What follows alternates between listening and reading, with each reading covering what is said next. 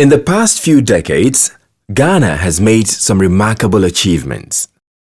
Our economy is growing. We are better educated. We are healthier than ever before. And we are living longer. We are a nation on the rise. But these gains are fragile, and not everyone is benefiting yet. 1 in 3 Ghanaians lives below $1.25 a day. Why is there widespread poverty if our economy is growing? Because our population is growing faster than our economy. Today, we have 27 million people. And every year, Ghana adds almost 700,000 more, making it one of the fastest growing countries in the world. What will this mean for our future? Let's explore 2 scenarios. If we continue to have families with an average of 4 children, our country will grow to 60 million by 2050. But if we start having smaller families and our population grows at a slower rate, we will reach a more manageable 40 million by 2050.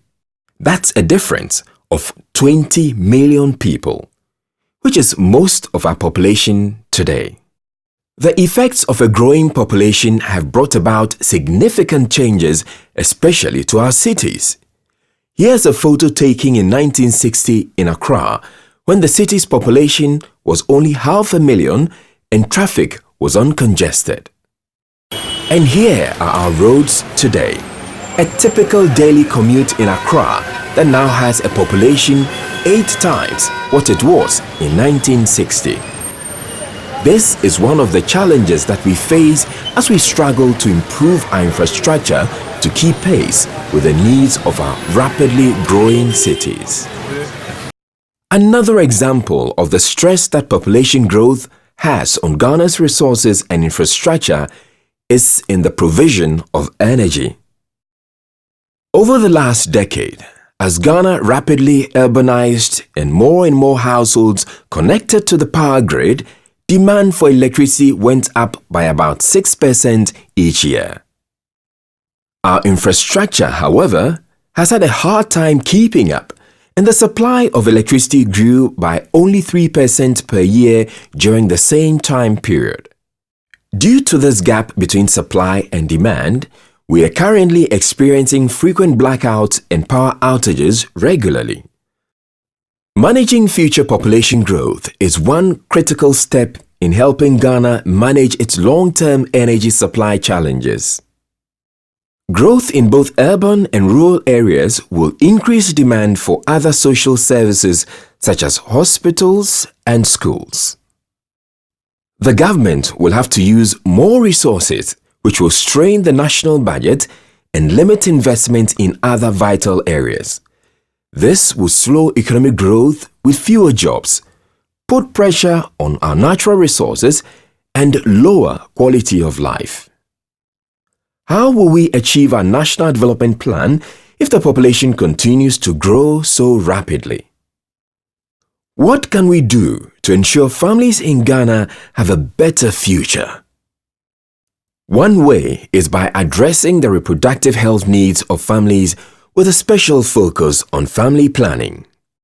Research shows that voluntary family planning improves the health of women and children, boosts social and economic growth and development, and helps to reduce poverty.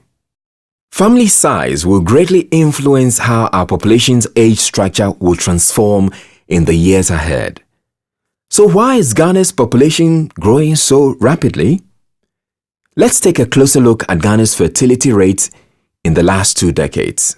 Though the average number of children per woman declined from 6.4 to 4.2 in the last 20 years, the sharpest part of the decline occurred by 1998, more than 15 years ago.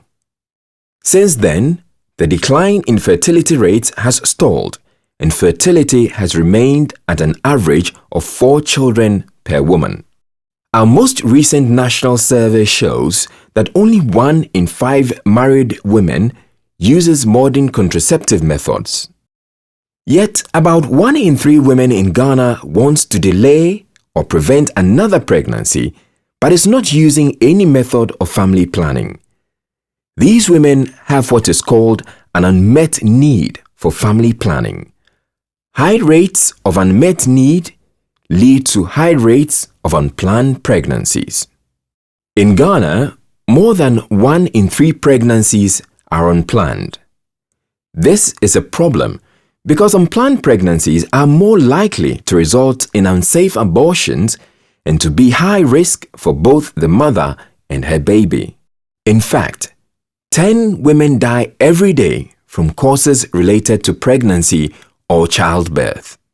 And babies who are born less than 2 years apart are less likely to survive than babies who are born 2 or more years apart. But if Ghana's unmet need for family planning was met by 2030, 7,000 maternal deaths would be prevented, and 380,000 children's deaths would be avoided. Family planning saves lives. What will it cost to meet Ghana's unmet need for family planning? It would actually save money overall. For the next 15 years, it would cost $154 million to meet our needs in family planning. This translates into savings because as women are having smaller families, the government doesn't have to spend as much money to meet the needs of the population and can save money on costs related to education, malaria, immunization, water, and maternal health. By saving money in other areas, investing to meet the unmet need for family planning would actually save Ghana $349 million. Family planning is a best buy. We would save more than $2 for every dollar spent on family planning. Family planning is a key strategy for addressing rapid population growth.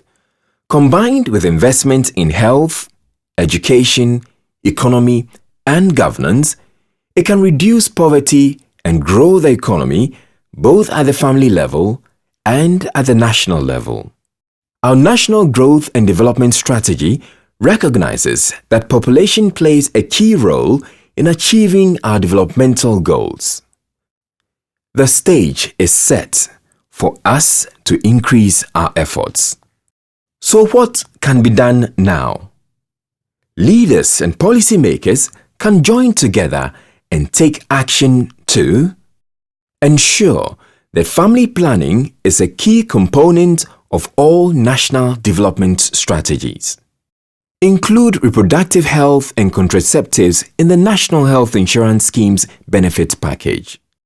Increase access to family planning services at the community level by expanding the CHIPS program, and expand the group of policymakers and leaders who support family planning and mobilize political and community resources. The progress Ghana has made so far shows us that we can achieve even more. It is time to step up the pace. Investing in family planning today is investing in the future of our country and people. By recognizing the importance of population growth and taking action now, we can keep the nation on the path to becoming a higher income country.